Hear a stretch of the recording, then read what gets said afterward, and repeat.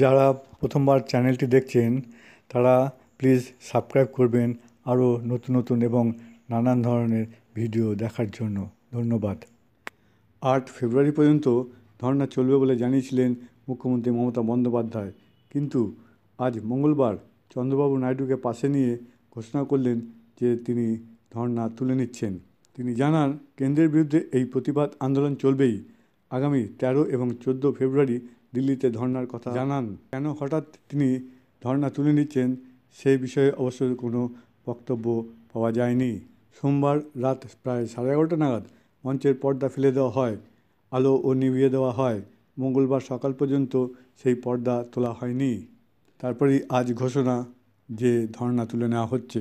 ধর্না মঞ্চে এসেছিলেন মাত্র 4 জন। দিল্লির মুখ্যমন্ত্রী অরবিন্দ কেজরিওয়াল, অন্ধ্রপ্রদেশের মুখ্যমন্ত্রী চন্দ্রবাবু নাইডু এবং করুণানিধি কন্যা কানিমোঝি এবং লালু প্রসাদের পুত্র তেজস্বী যাদব। এছাড়া আরও একজন এসেছিলেন, তিনি হলেন কিরণময় নন্দ। আজ সুপ্রিম কোর্ট জানিয়ে দিয়েছে যে কলকাতার পুলিশ কমিশনার রাজীব কুমারকে সিবিআইয়ের সামনে হাজির হতে হবে, তবে তাকে এই মুহূর্তে গ্রেপ্তার করা যাবে না। আর এটাকেই মমতা বন্দ্যোপাধ্যায় নৈতিক জয় হিসাবে দেখছেন।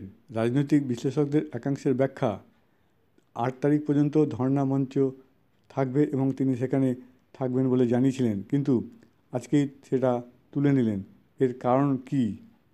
কেন তিনি হঠাৎ করে তুলে নিলেন? এমন হতে পারে যে 19 ব্রিগেডের মঞ্চে এত নেতানেত্রী এসেছিলেন, কিন্তু তাদের মধ্যে মাত্র 4 জনকে দেখা গেল।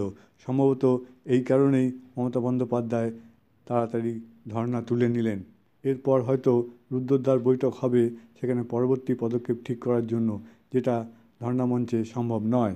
এটাও আরেকটি কারণ হতে পারে বলে মত প্রকাশ করেছেন রাজনৈতিক বিশেষজ্ঞদের একাংশ।